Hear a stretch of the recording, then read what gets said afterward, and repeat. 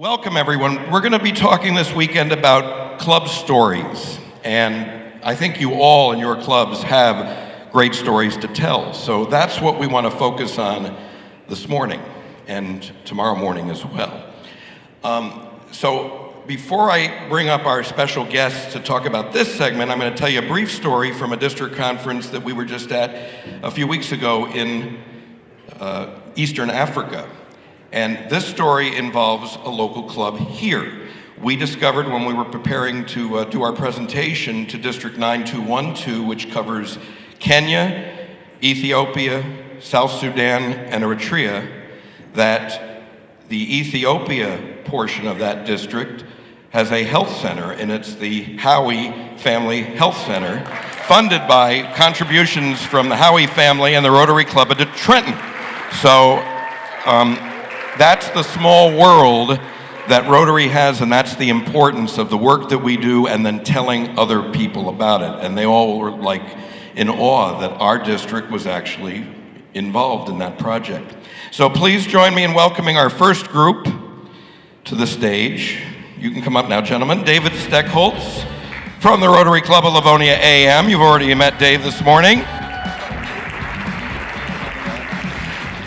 From the Rotary Club of Southgate, Kevin Bowlby. And from the Rotary Club of Windsor 1918, David Sundin.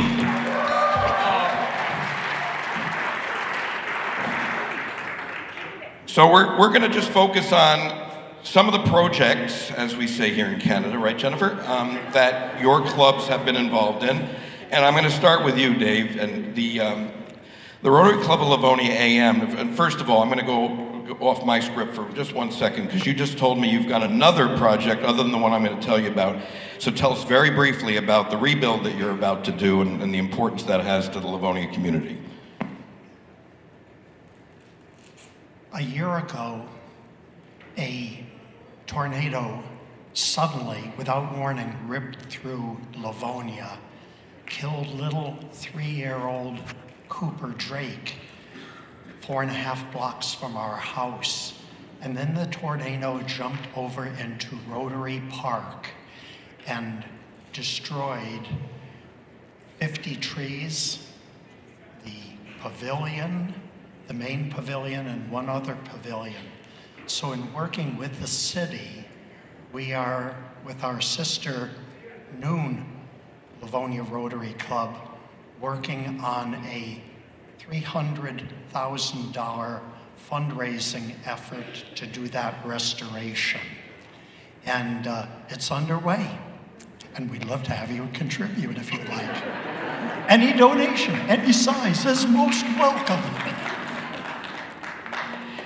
That's not the only work that you're doing in Livonia, however. And I want to just talk to you briefly about the soccer camps and the picnic that you throw each year. Tell us a little bit about the organization that you do that for, and then we'll talk about some of the collaborations that you have.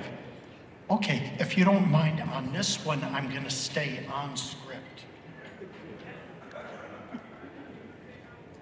We have an annual event that our members really get behind, involving our Churchill and Stevenson High School Interact Clubs.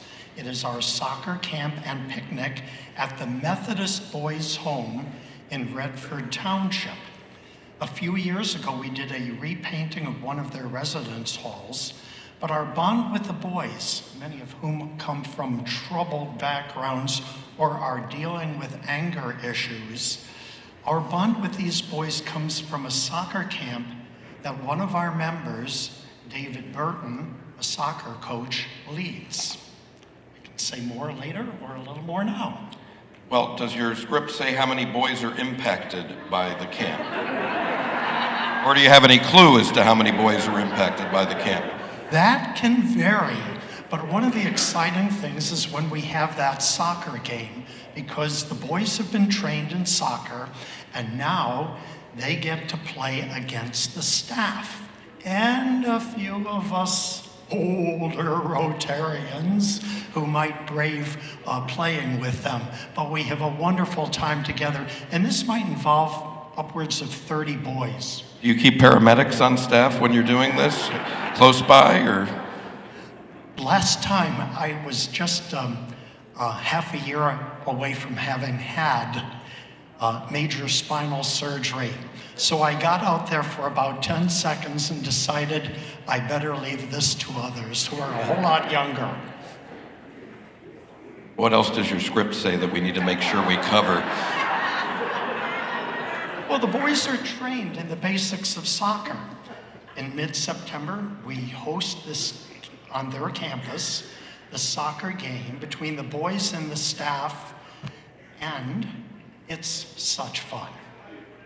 Then we treat them to a picnic around 5 p.m. with the help of our interactors. Everyone comes away with a great feeling of joy, accomplishment, and friendships. So real quickly, tell me about the Interact. Do you have a ballpark on how many Interact students are involved between Churchill and Stevenson?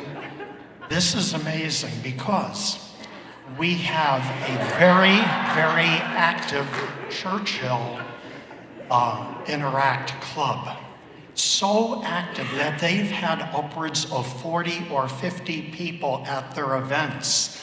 And they often have participated with us in our road cleanup that we do 3 times a year in Livonia, as well as our World Polio Day Community Spaghetti Dinner. And it's just fabulous.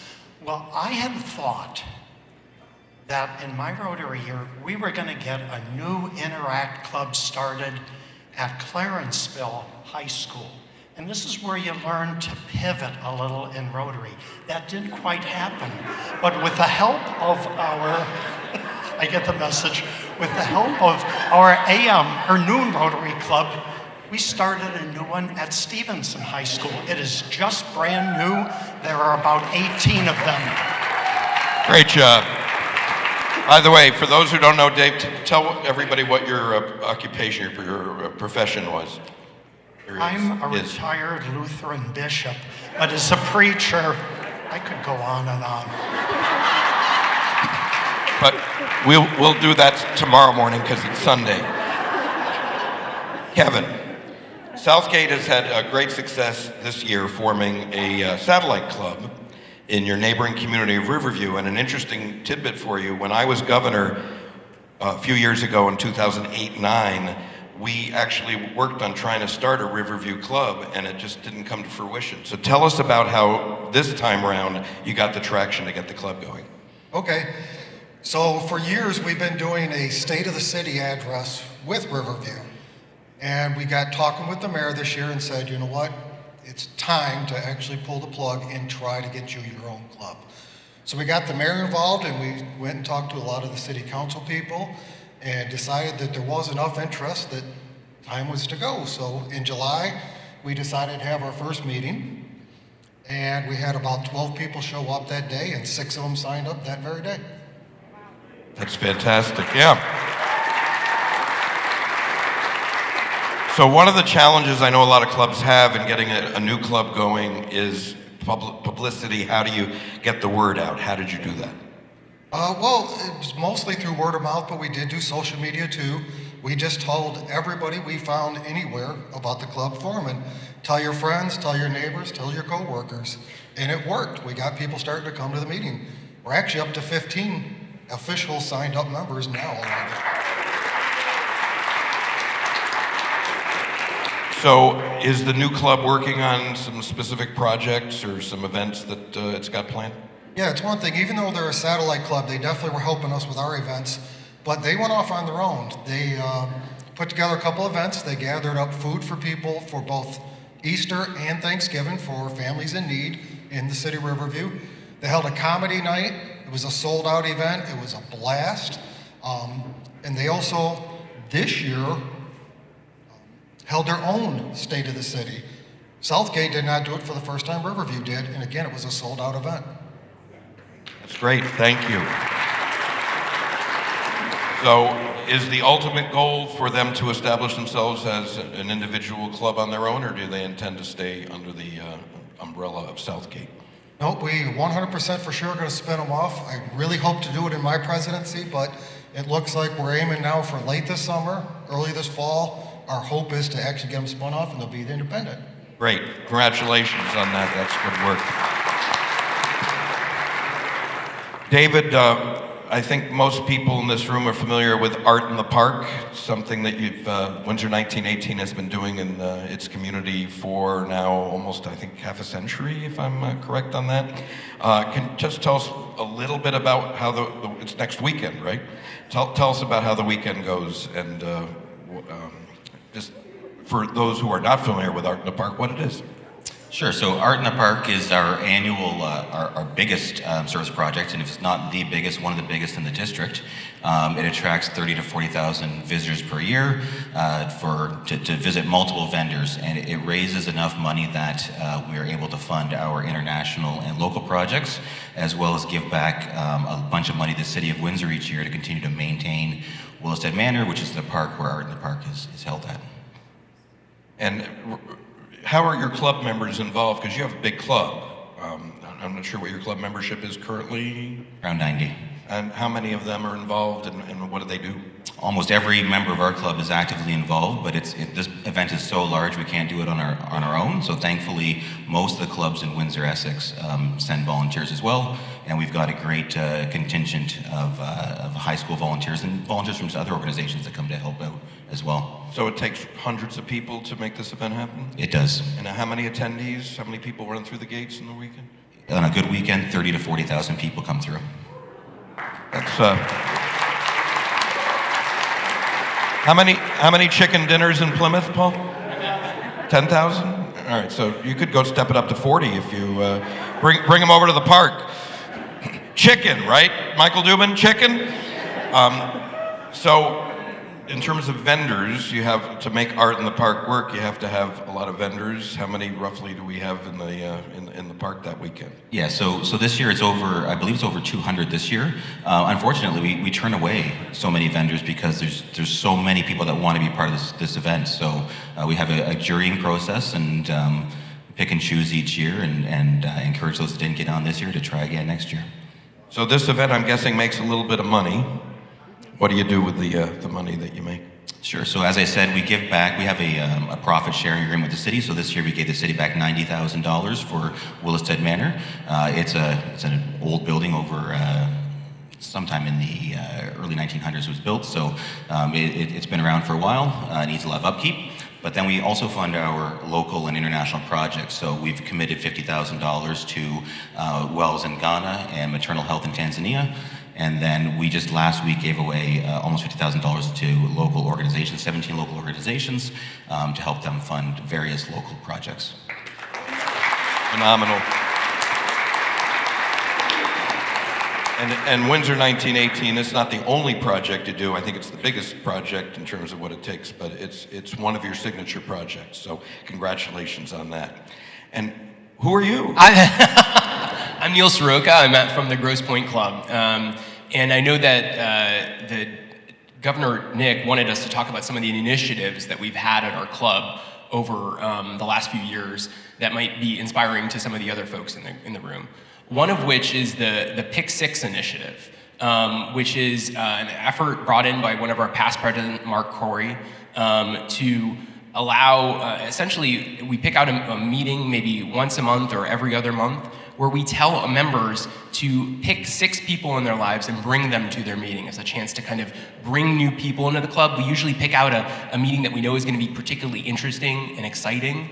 One of the other initiatives that we've launched is a quarterly fellowship meeting as well. I know one of the reasons why I joined Rotary and many other people, I think, do, is a chance to meet new people, especially reach across divides. And so what we do is once a quarter, we have a meeting that's not a meeting. It's, we go to a restaurant together, enjoy a meal, break some bread, and actually get to know each other beyond the work that we do and in our regular meetings. And then finally, one of the other initiatives, and I really have to give a lot of credit to our president-elect, someone who's going to be taking over from me, Jackie Dale. Last year, we realized there was this great community garage sale. And so the Grosse Pointe Rotary Club decided to really get involved in that in St. Clair Shores. And what that allowed us to do is we sold over $1,600 worth of goods over that, and that money was put directly into the End Polio Now campaign. But even more exciting than that was Jackie was talking to one of our brand new members, a member named Brandon Elliott. And he had sold a lot of stuff on Facebook Marketplace and said, hey, we have all these great goods. We have a lot of good stuff coming in.